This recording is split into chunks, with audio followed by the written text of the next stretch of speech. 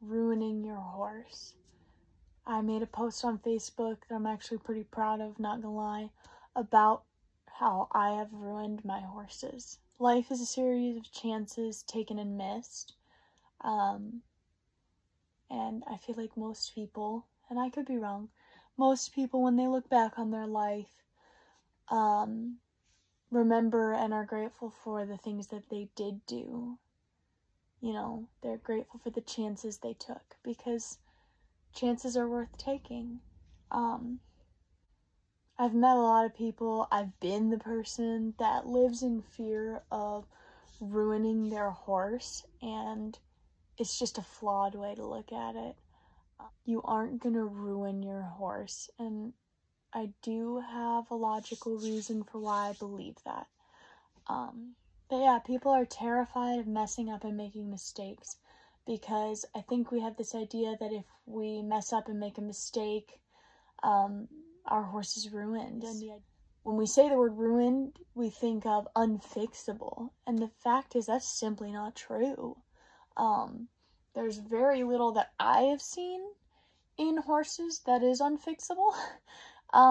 Because there's always a trainer out there that you can go to and get help from who is more skilled than you, or has done it more, or knows more about it. There is always someone out there that can help you. You just have to find help, and you should, because it helps a lot.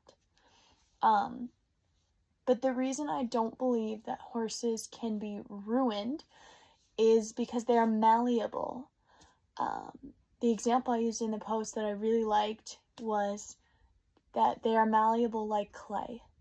A potter can manipulate the clay into all these beautiful shapes, and if it gets ruined, while they may suffer disappointment and grief at it being ruined,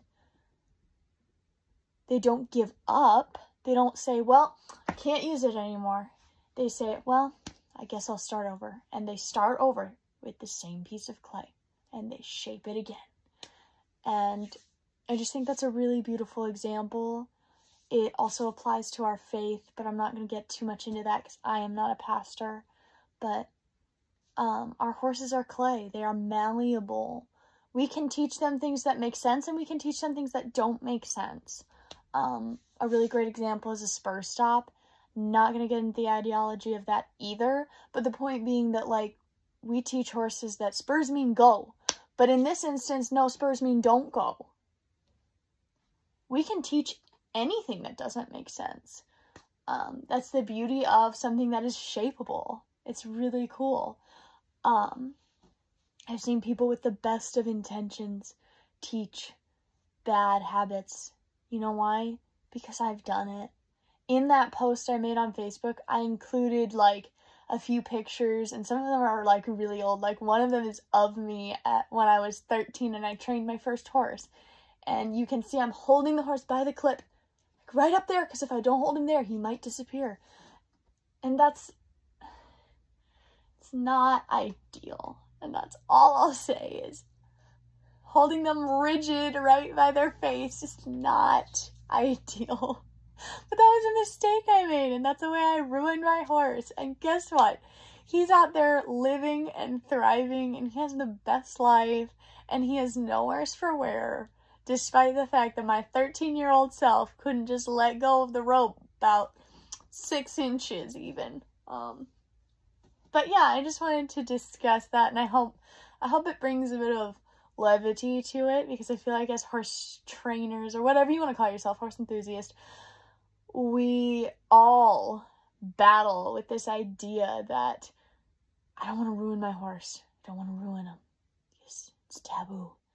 Take a risk. But also, because I wanted to make sure I included this, be careful. Make good choices. Use common sense. Just be careful. Get help if you can. Take the risk. Thanks, guys. I hope this helps. I hope this is encouraging. Talk to you later.